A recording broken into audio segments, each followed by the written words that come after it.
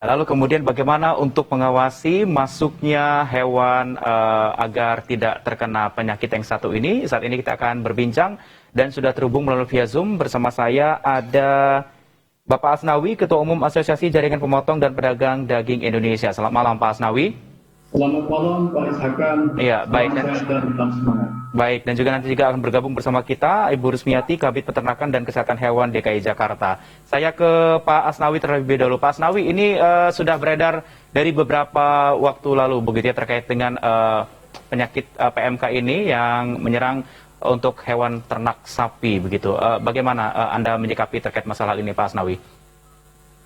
Terima kasih, Kas. Kami melihat posisi terjadinya PMK itu sebenarnya sebelum diumumkan tanggal 5 Mei 2022 ya.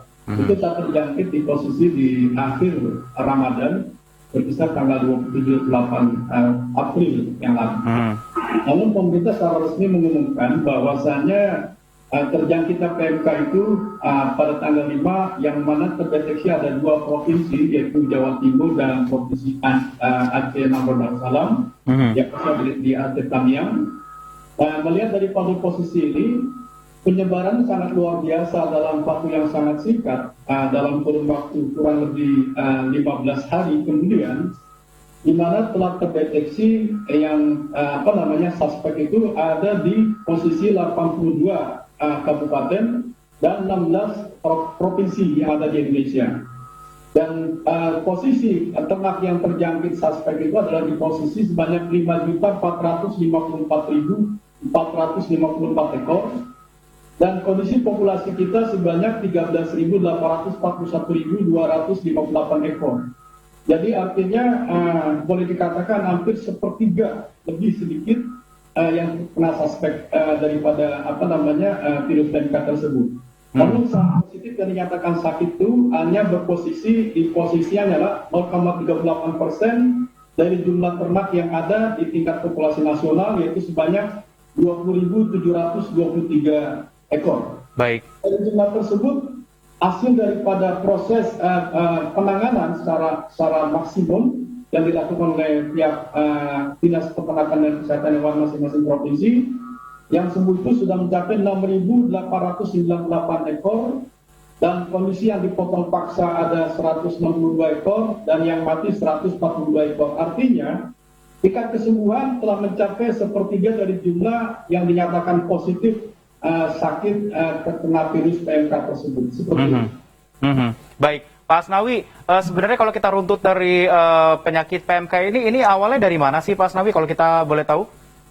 Kalau berbicara asal muasal terjangkitnya kembali virus PMK, itu di mana masuknya impor kambing dan domba secara ilegal yang berasal dari Malaysia dan Thailand. Oke. Yang masuk dari Kepulauan Kepri ke Sumatera hingga ke Pulau Jawa sampai ke Wonosobo seperti itu. Oke, jadi memang lebih kalau untuk di Indonesia dia malah lebih menyerang untuk ternak sapi begitu Pak Asnawi ya?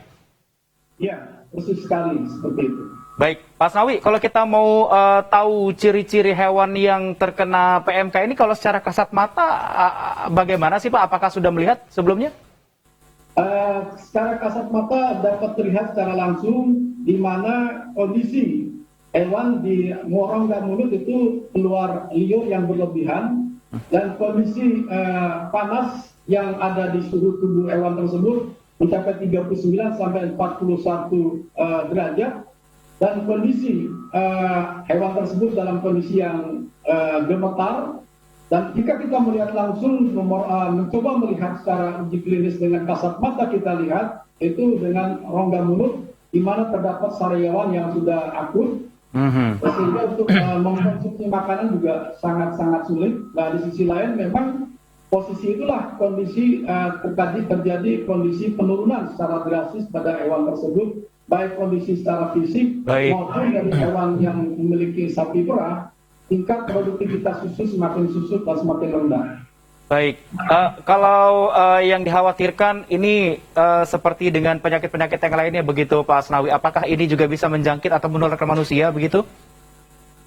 posisi hewan tersebut yang disebut dengan penyakit virus PMK itu adalah jenis penyakit yang dikatakan tidak zoonosis atau penyakit yang tidak zoonosis, artinya penyakit yang tidak menularkan dari hewan ke manusia. Oke. Dan penularan itu hanya disebabkan faktor kondisinya antara hewan dengan hewan seperti itu. Baik, jadi memang untuk dipastikan untuk penyakit yang menyerang di hewan ternak ini tidak menular ke manusia begitu, hanya dari hewan ke hewan begitu ya. Nah, kalau kita boleh tahu penularannya ini yang Anda ketahui dari apa Pak Asnawi, dari hewan ke hewan ini? Satu sisi adanya kontak langsung antara tim medis dari dinas kesehatan, Kesmafet dari dinas peternakan, di mana kontak langsung tersebut antara petugas dengan hewan, lalu petugas tersebut melakukan tindakan pengobatan kepada hewan yang lain, di mana kontak tersebut belum dilakukan pembersihan dalam alat APD yang digunakan, baik itu sarung tangan dan seterusnya. Itu yang menyebabkan kontak langsung menjadi virus itu langsung kontak pada hewan yang dianggap baru bergejala. Di sisi lain, penyebaran tersebut itu adalah di mana terjadinya interaksi langsung di pasar hewan yang terdapat, di mana hewan yang sakit lolos dari pemeriksaan dokter hewan di pasar hewan, lalu masuk ke ruang pasar yang di mana semua hewan di sana sebegitu besar, volumenya bahkan bisa 500 sampai 1.500 ekor, yang pada saat yang sangat singkat tersebut bisa terpapar dengan kondisi udara, karena faktor penyebaran yang tertinggi itu adalah 90% hingga 100% penyebaran virus PMK tersebut untuk tertular kepada sapi-sapi yang sehat seperti itu. Jika memang di dalam satu ruang, otomatis dalam waktu yang sangat singkat itu sangat cepat tertular. Baik, baik.